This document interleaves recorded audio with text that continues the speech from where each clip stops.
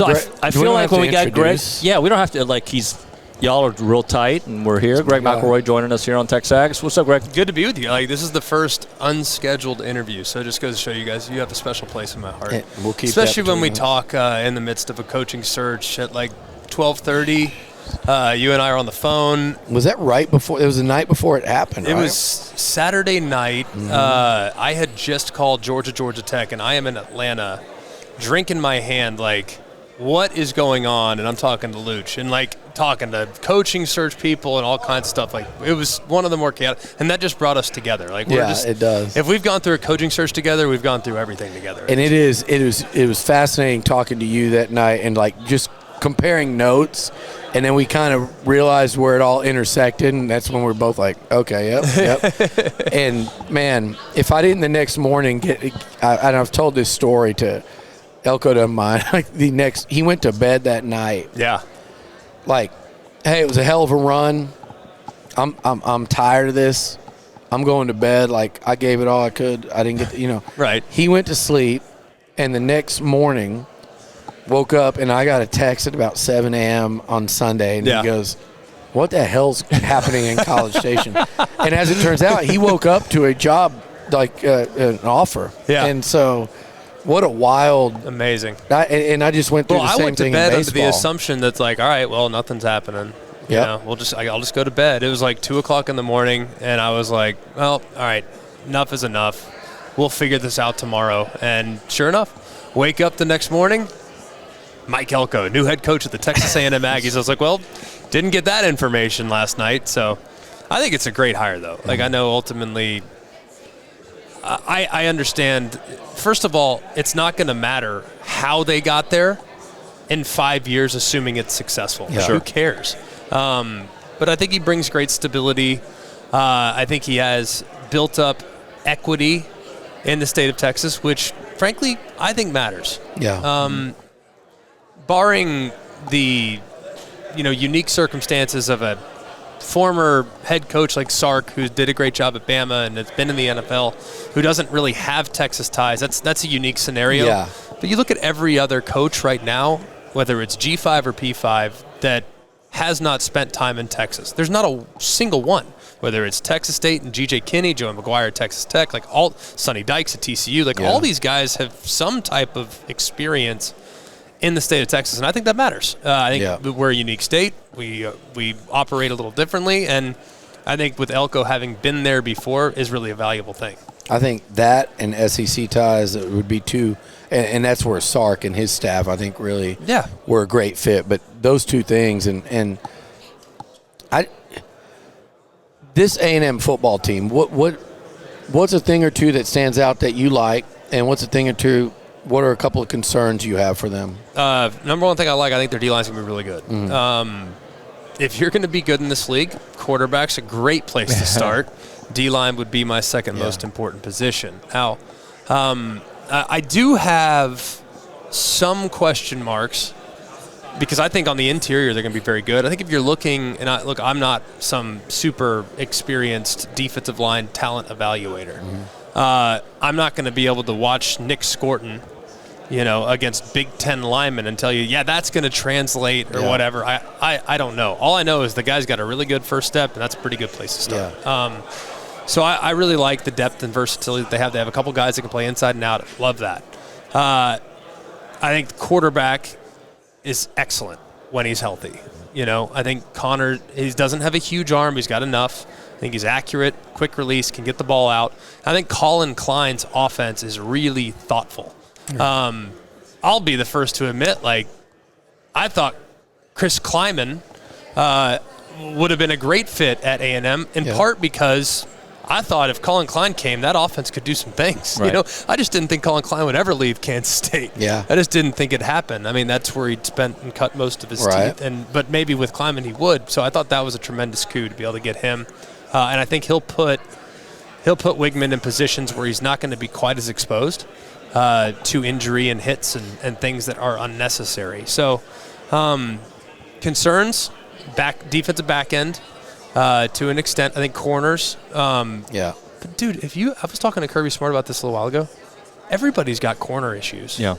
Yeah. I mean, relatively speaking. Now, back in the day, yeah, you could have 3 or 4, and you're going to have sophomores and juniors as your backups. Now, your freshmen are going to be out there, and they're probably going to have to play. So, I think back end and offensive line. The offensive line has been an underachieving unit for a little while now, and I would like for that group to come together and try to keep their quarterback upright. So those would be the areas of concern. Let me go back to Connor for a second. Do you remember the way you were evaluating him coming out of that Miami game? It's been so long that I think people forget how high he was kind of touted, right? Yeah. Thing is, so was Tyler Van Dyke. Yeah, you know what I mean? It's like, golly, it didn't end as well. But when we look at that game, like, that was the best quarterback performance of the year on both sides. And then look at where things finished up for both. It was the secondaries you talked about. Yeah, it might have been part of the issue. But no, I think that the perception of him, and frankly, even if we were to kind of rewind even a little further, the LSU game the year before. And don't get me wrong, that was Devon Achane's swan song. I mean, that was like one of the better performances I think we've ever seen. But he was rock solid in that game, threw some touch passes in the end zone. And as a guy that was young in his career, it's like, all right, this guy's got what you want. Now, I'm not of the mindset that he's like a future top 3 pick in the NFL draft. I don't think he has that ceiling.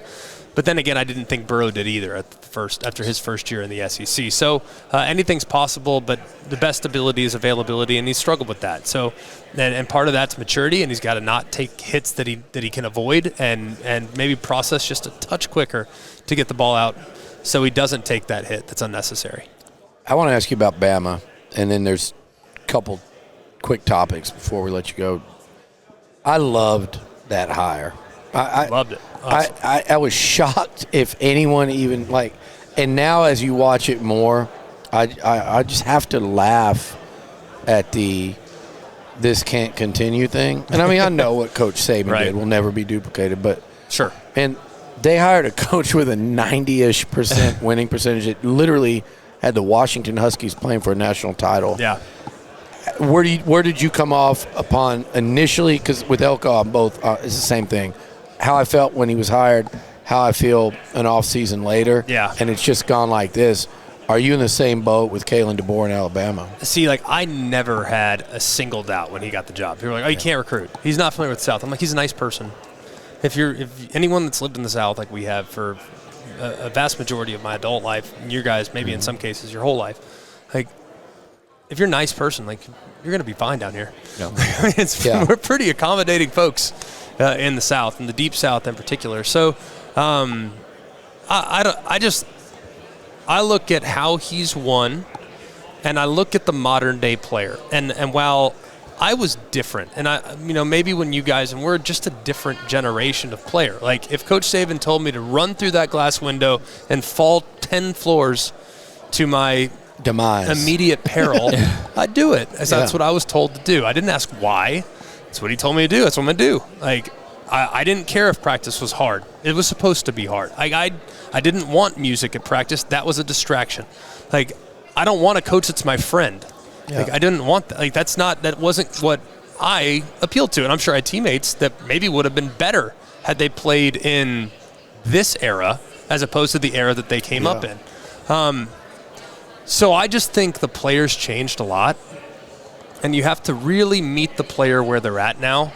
And you have to have great patience in being able to answer the questions that the players might have. Because back in the day, it's like you didn't ask questions. You just did what you were told. So I think he has the perfect temperament. And I also think, too, it was going to take a special individual that had success and skins on the wall, but did not have an ego big enough to think that he was smarter than everybody else in the room. Yep.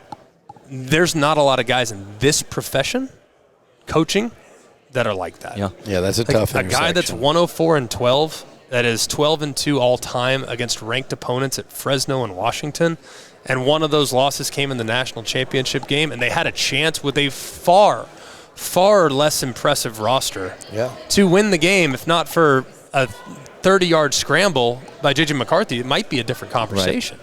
Right. So a guy that's accomplished that much and still coming to Tuscaloosa and say, I need to embrace what's been done here. I'm going to implement aspects of my personality into the program, but this program's good. We're going to keep doing as it is. because I think a lot of guys would say, man, at 1-4-12, 12-2 against ranked opponents, I mean, hey, great, out with the old, in with the new is how I do things. Yeah. And he hasn't been that way at all.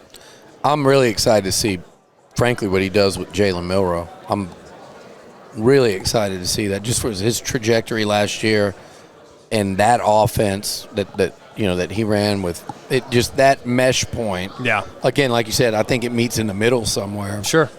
It's fascinating. What else is fascinating to me is this league race this year, Greg. Right. We were just talking about it. Like it is so, to me, wide open. You can. We were joking about the different combinations you could see in this SEC title game with no divisions. Is it as tough to handicap as any you've seen? Yeah, I think it's insane. And part of it, too, is I just don't know how it's going to play out. And I don't know if the SEC really wants to talk about how challenging some of the tiebreaker scenarios are going to be potentially. There's a lot of head-to-heads. Like, does Georgia have the best team? Yeah. I think they probably do. They probably have the fewest question marks, but I also think they have probably the toughest schedule. Yeah, they do. And they have the toughest road schedule by a mile, having to go to Texas, to Bama, and to Ole Miss. Not to mention to Kentucky, that if you look over the last couple of years, last year notwithstanding, nobody has played them better in the regular season than Kentucky has. I don't know why that is, but for whatever reason, in 22 and 21, they played them really well. Yeah, they do. So I think that's kind of a long way of saying the best team might not win anymore. And there's a million examples where the best team, a la the undefeated Patriots, lose to the New York Giants in the Super Bowl. Yeah. And I think that could very well happen in the SEC. And I think you could see a scenario, too, where, for instance, I've told you, Luch, like I think that there's a real possibility that A&M is excellent, like really, really good. And a big reason why I believe that is because I feel like their home schedule is one that is going to leave a lasting impression on the College Football Playoff Committee and those that are kind of evaluating their processes. Like, sure. I think they can get Missouri at home. Like, I think they can get Texas at home. Now, could they drop one to Mississippi State? Absolutely. Could they drop one to Auburn? Sure, no question. But I also think they can beat just about anybody. And you put them in Kyle Field, they can beat anyone. Yeah, it goes so up. I think it's I just think it's really interesting. There's 9 teams that can get to the conference title game. Those that are kind of on the back end, I think you probably know the top, right? Yeah. The Bama, Georgia, Texas, Missouri, Ole Miss. But I think there's 4 more that can get there. I think A&M can get there.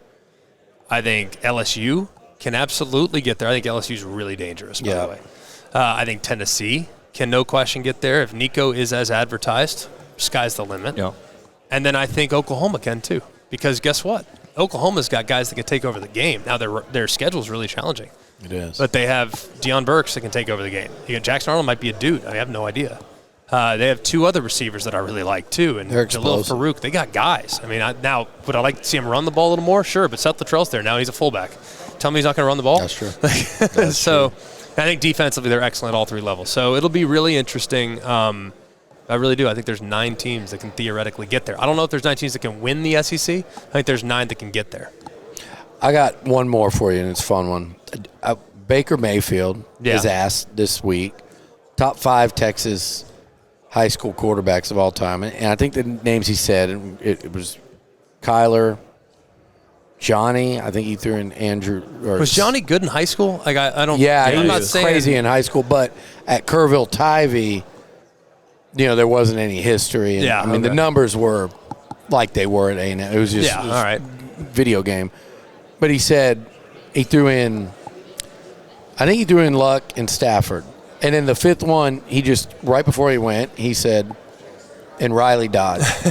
And so going Southlake on you. So, A, is there anybody he left off there when you say those names, or would you somebody else you'd put in? But B, Riley Dodge, and then Chase Daniel posted basically his resume. Yeah, okay. And Riley replied on Twitter and so said, "Dude, can I have a moment here?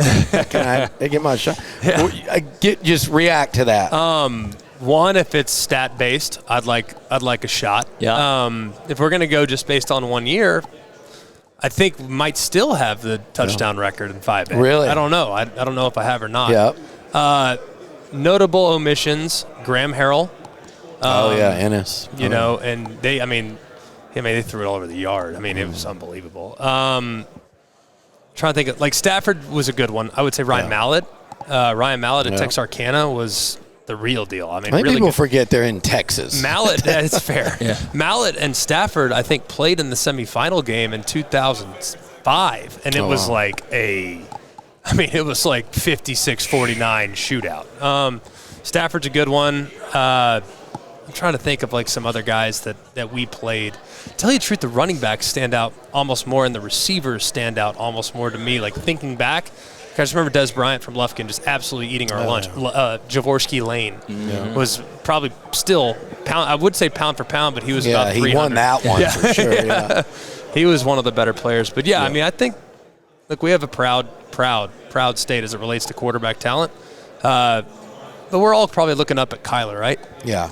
I mean, all the state titles, I'd love to say that there's Aggie. others.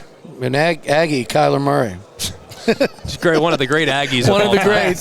Those two career starts. Yeah, one I believe was against Arkansas though, and I think he did okay in that one. No, it was South Carolina, and then he started the Auburn game and got hurt. Gotcha. And then next thing you know, I still say what we were robbed as football fans. Yeah. When Kyler transferred prior to the Music City Bowl that no one cared about. Yeah, I remember that. But if you look back, that QB matchup was going to be Kyler Murray and Lamar Jackson. That's right. I remember that game. With Myles Garrett chasing Lamar around, too. It would have been really interesting. Yeah, that we were robbed Now of you that. got me like down the rabbit hole of like great high school quarterbacks. Now I'm starting to We're think definitely back. forgetting. Like, Vince Young. Vince Young. VY. Vince Young was a good one. Yeah. I would say like Drew Tate at like Baytown Lee. Yeah. He went to Iowa. He was a really good high school player. But yeah, you got my wheels spinning on that one. He was kind of the dawn of that whole 7-on-7 era. I just remember going out watching Drew Tate. Oh, I remember the 7-on-7. Oh, who's the guy that played out? Ryan Perilou? You want to talk about game? I think he was from Galena Park, North Shore. No, Perilou was from Louisiana. Louisiana. Perilou was from Houston. You think Bobby Reed? Is that Bobby Reed was good. He went to Oklahoma State. Yep. I'm a man. Yeah, I'm a man. I'm 40. That guy. Oh, yeah. That was what it was about. That was it. Zach Robinson, my boy, replaced him. But yeah, I don't. We're forgetting some like old Texas quarterbacks. No, dude. Older than us. See, like I'm 36, but I feel like any football that happened before 1998 needs to like be in its own world. Like, you know what I mean? It's like that's like historical now. Like, I'll take that because I was in college in '98, so that doesn't make me feel too old. Yeah, you're good. Y'all had a guy that played quarterback from Lufkin that was a dude. Reggie McNeil. Reggie McNeil. Yeah. He was a dude. Won a state title there. Golly, he was good in high school. Golly, there's so many of them. Well, I mean, was there a quarterback notable at South Lake Carroll before one Greg McElroy? Yeah. Who? Well, Chase Daniels before me. Oh, he was before you. Yeah, so I backed up Chase for 2. We had Chase Wasson before that. Chase had a good career at Texas son of State. Hal Wasson. Hal was his dad, And then Nathan Chandler, who was a quarterback at Iowa, was there in like 98, 99. Big guy. Was he real tall? Real big guy. Yeah, his brother Scott Chandler was a receiver on the 02 team and was like 6'7" at wide receiver in high school. It was not fair. He ended up playing tight end. Probably got 8 to 10 years in with the Buffalo Bills. Wow. So, man, it's quarterbacks at Southlake were pretty sweet. Ewers is on the short list though too. I mean, he'll be the highest drafted quarterback from Southlake. There's only been one. I was the only one drafted. Oh, really? From Southlake that I can recall. Yeah. So David Pyland, we had a bunch of them. Golly. Yeah. Kempner High School. You wouldn't know any. Not it. Trey Thomas. Longhorn starting safety for 4 years, Big 12 champion. What year? That was a Kempner quarterback for me. What year, though? He was what there. Year did they win it? 93. He was on that team that won the first Big 12, the first Big 12 title, or whatever. Yeah. With James Brown, and he was a starting safety. But gotcha. He was our wing T quarterback. That's pretty cool. Yeah, wing T. You still liked him even though he played for the Horns? Oh yeah. No. Hey, listen. There is nobody that I don't think there's anybody I like more than my man Quan Cosby. Oh, yeah. I flew back from the Super Bowl. I'm sitting next to another guy. I ended up thinking he's a great dude. Jeremy Hills, old Texas running back. I've got way more Longhorn friends, but we put it aside on game day. I hooked Quan up for some golf when he came up for the A&M Longhorn Regional this year. You have that kind of hookup? Golf and college, college station. We'll make it happen. Yeah, sounds good. They're getting traditions fixed up and bring them for sure. Let's do it. All right, man. I'm sure you have like a golf simulator in your gigantic mansion too, so go play on that. If I do, if you watch me play, you know I have not been using it. Greg, I appreciate you, sir. Guys. Thank you. I'm glad we said we were going for 10 minutes. We went for 21, so that's about right. It cost me lunch, but it was worth it. Thank you. See you, boys. Later.